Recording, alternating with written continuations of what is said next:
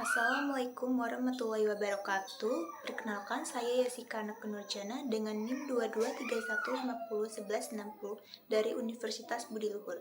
Di sini adalah video untuk ujian akhir semester mata kuliah hubungan industrial. Izinkan saya untuk menjelaskan mengenai materi hubungan industrial. Di sini ada pengertian hubungan industrial menurut pasal 1 butir 16.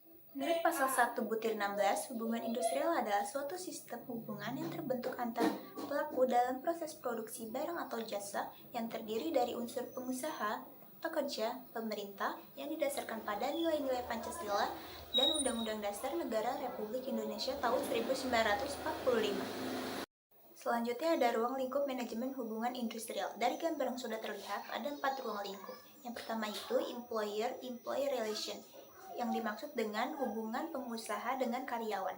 Hubungan pengusaha dengan karyawan yaitu hubungan yang terjadi antara pemilik usaha dan karyawan dalam suatu perusahaan tertentu.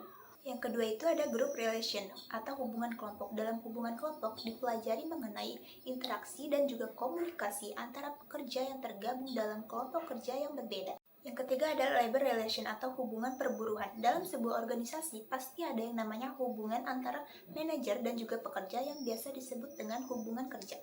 Hubungan perburuhan mencakup perilaku, pikiran, tindakan, dan juga persepsi mereka terhadap satu sama lain dalam organisasi tersebut. Yang terakhir ada public relation atau hubungan masyarakat, yaitu interaksi dan hubungan organisasi seperti pemilik, manajemen, dan juga karyawan dengan masyarakat. Tujuan manajemen hubungan industrial menurut Mr. Kirkcaldy. Yang pertama itu ada memperbaiki kondisi ekonomi tenaga kerja dalam kondisi manajemen, industri, dan politik pemerintahan yang ada. Dan yang kedua, mengontrol industri oleh negara untuk mengatur produksi dan hubungan industrial. Tujuan utama dari manajemen hubungan industrial adalah untuk mengembangkan hubungan yang harmonis antara tenaga kerja dan manajemen untuk kemajuan industri di suatu negara. Selanjutnya itu ada perselisihan hubungan industrial. Yang pertama itu ada perselisihan hak. Perselisihan hak itu merupakan perselisihan mengenai hak normatif yang telah ditetapkan dalam perjanjian kerja, peraturan perusahaan, perjanjian kerja bersama, atau peraturan perundang-undangan.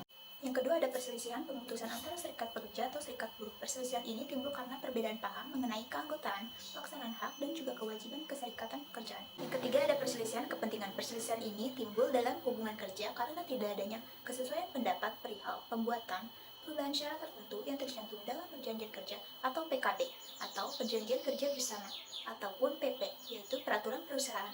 Dan yang keempat ada perselisihan hak. Perselisihan ini timbul karena tidak adanya kesesuaian pendapat terkait pengakhiran hubungan kerja yang dilakukan oleh salah satu pihak. Dalam perselisihan tersebut pasti ada cara penyelesaiannya dong. Nah, untuk selanjutnya itu akan membahas tentang cara penyelesaian dari perselisihan hubungan industrial. Cara penyelesaian yang pertama itu melalui perundingan bipartit. Perundingan ini perundingan antara pengusaha atau gabungan pengusaha dalam satu perusahaan yang sedang berselisih.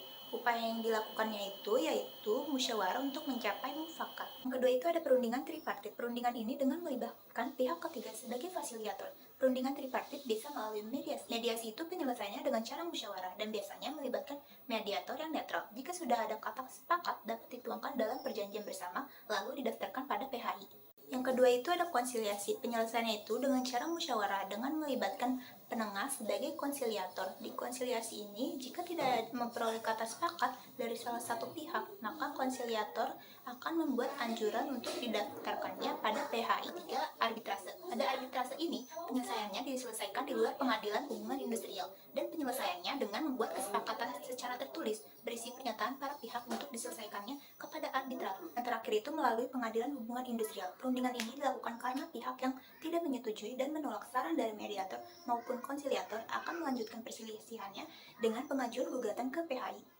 Selanjutnya ada manfaat hubungan industrial dalam menciptakan hubungan yang harmonis. Yang pertama itu ada mengurangi perselisihan industrial.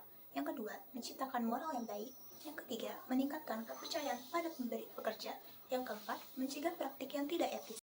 Baik, itu saja yang bisa saya jelaskan dan saya sampaikan. Semoga informasi yang saya sudah jelaskan tadi dapat bermanfaat bagi kalian yang menonton. Sekian dari video saya, kurang lebihnya mohon maaf. Wassalamualaikum warahmatullahi wabarakatuh.